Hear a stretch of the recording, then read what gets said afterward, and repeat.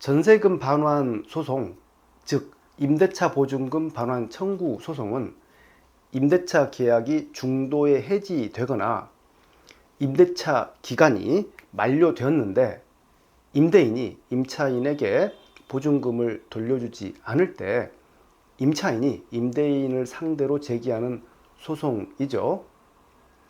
따라서 임차인은 소송을 제기하기 위해서는 세 가지 요건을 구비해야 합니다.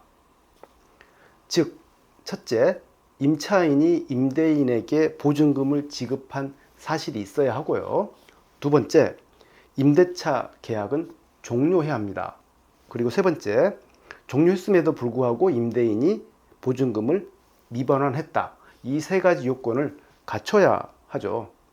또한 임차인이 임대인에게 계약 만기를 앞두고 보증금 반환을 요청했을 때 임대인이 보증금을 돌려줄 수 없다는 취지로 답하게 되면 임차인은 계약 만기일 전에 미리 임대차 보증금 반환 청구 소송을 제기할 수 있습니다. 먼저 임차인은 임대차 계약의 종료를 앞두고 임대인에게 계약을 해지하겠다는 의사를 표시해야 합니다. 계약 해지 통보는 내용증명 우편, 문자 메시지, 카카오톡, 전화통화 등 형식에 구애받지 않고요. 다만 추후 해지 통보에 대한 입증을 위해서 문자 메시지를 보냈다면 상대방의 답변을 받아야 하고 전화통화로 해지를 통보했다면 녹취할 필요가 있습니다. 다음, 임차인이 법원에 보증금 반환 청구에 대한 소장을 제출하면 소송은 시작됩니다.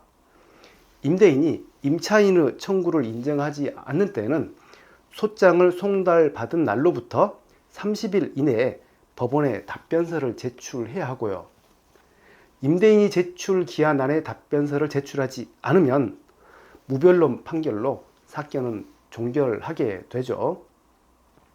하지만 임대인이 답변서를 제출하면 변론 준비 기일과 변론 기일이 잡히고 그 기간 임차인과 임대인은 본인의 주장에 대한 설명과 입증 자료, 증거 자료 등을 제출하면서 변론이 진행됩니다.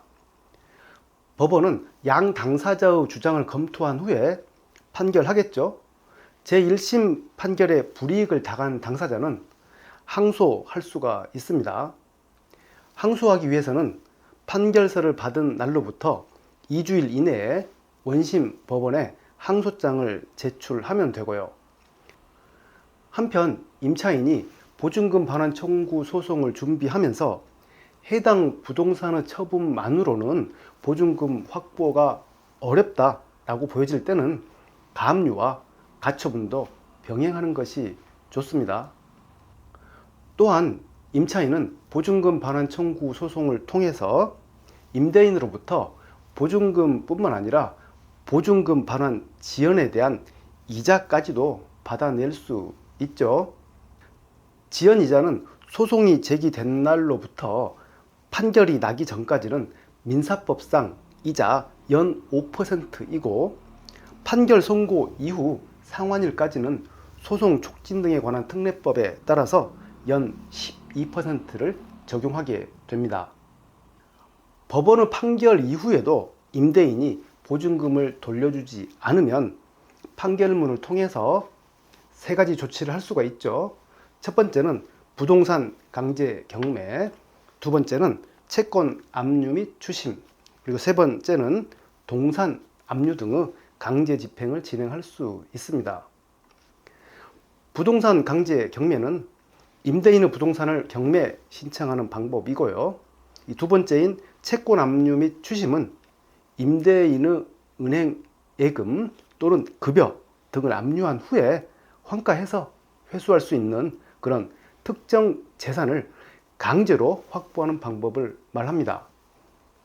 그리고 동산 압류는 임대인이 소유하고 있는 집안의 각종 물건이라든지 기업체 소유 각종 용품 등과 같은 물건을 강제로 확보하는 방법입니다. 네, 오늘은 전세금 반환 청구 소송에 대해서 살펴봤습니다. 감사합니다.